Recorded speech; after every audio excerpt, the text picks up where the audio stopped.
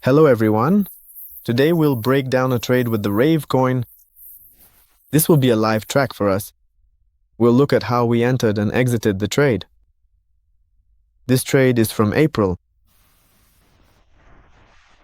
We're sharing it now based on a kind of secret strategy, you could say.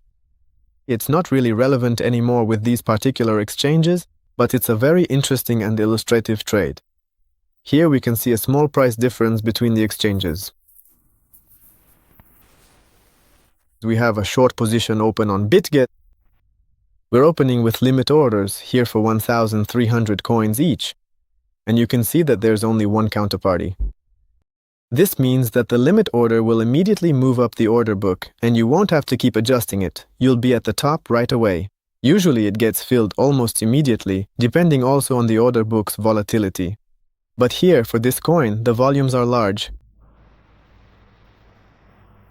We're looking at 1,300 each. We enter the position.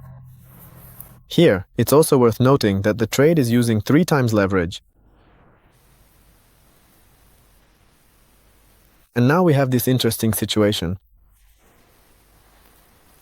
On BitGidget, the funding will be credited right away. It's negative. And since we have a short position, this means the funding will be a loss for us. Well, and that's essentially the core of this strategy. Its main point is the spread itself, that the spread can widen significantly in the opposite direction. When, on gate, the funding will be credited in 4 hours. Then we build further. We've accumulated 6,500 coins for $30,000. And we keep adding a little more.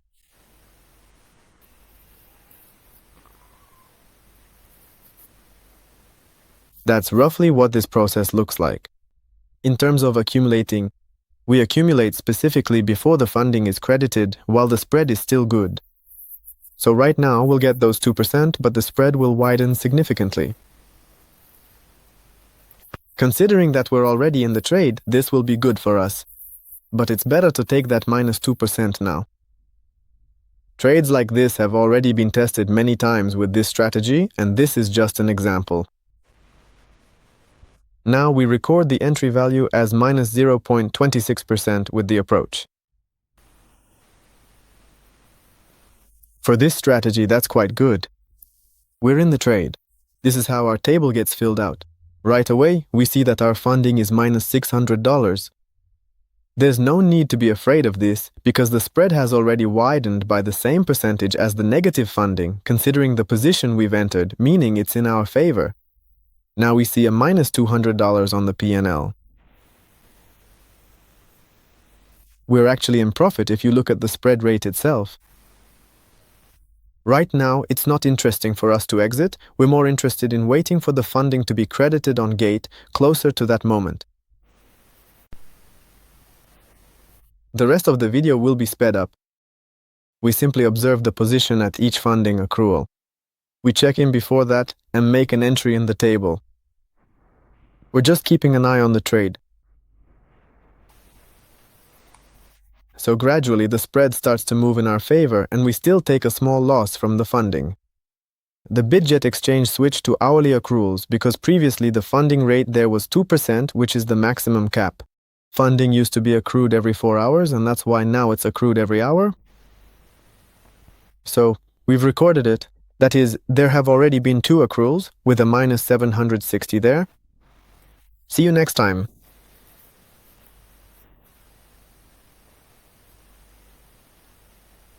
Here, the general idea behind this strategy is that on the gate exchange, the funding rate is always much higher than on the other exchange.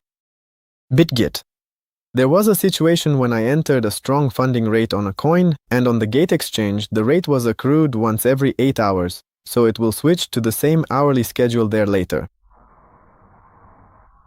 To compensate for this, that's exactly why you need the spread. We have a significant divergence, and we gain an advantage from this situation with the strategy. Currently, this strategy is no longer relevant because the gate exchange has changed its funding mechanism. And now, just like Gate, Binance calculates its funding in a similar way.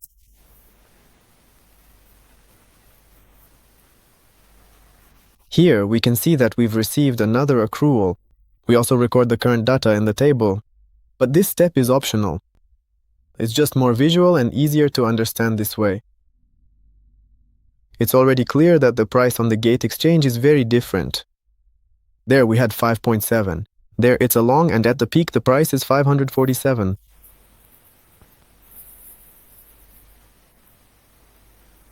We've received another funding accrual and recorded it as well. We even have 7 or 8 minutes left until the next funding accrual. The price on Bitgate is already 6, and on Gate it's 6.44. The spread is almost 6%. That's about how much it has diverged for us. We're already in a very good profit and getting ready to exit the trade. Usually the biggest spread divergence happens right before the funding accrual.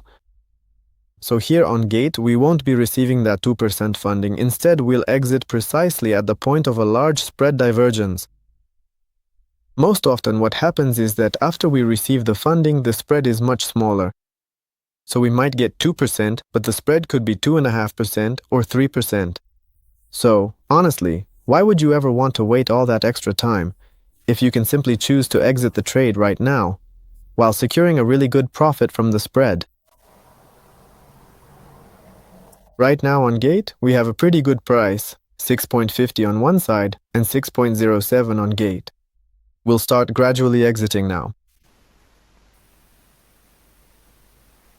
We also have a limit order set, counterparty. We're exiting in parts. The position is for 6,580 coins. The first part will be 666, that's 1/10.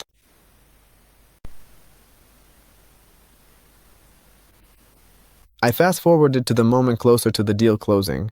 Now we're going to close. We already have a good spread, so we're closing in parts. Apparently, the orders are being filled right away at 600. I'm closing.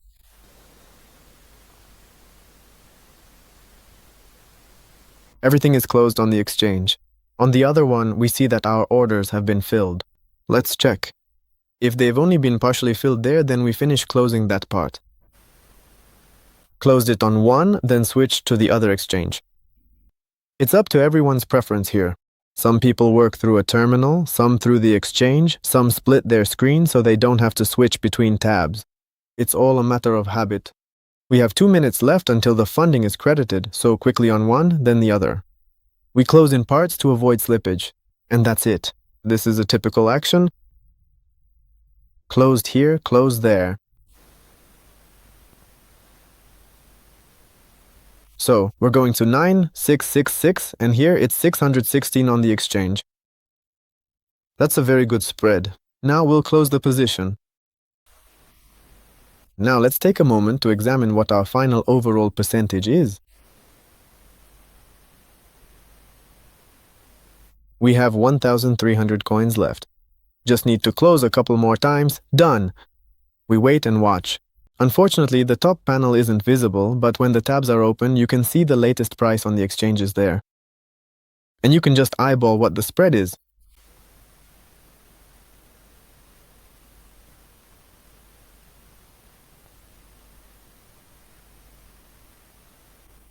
We are closing our last remaining positions.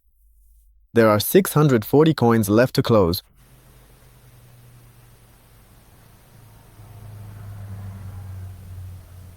We'll end up with about 6% here, across the entire segment at the closing prices. I'm checking now.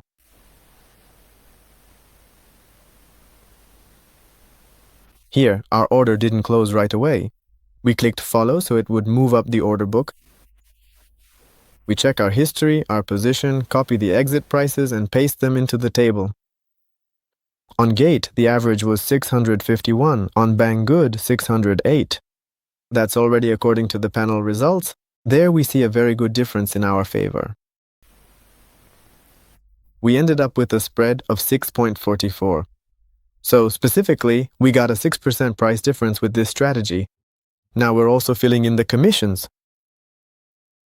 The commission from Bitget was $41, and there was also, I think, a 970 loss from flanging.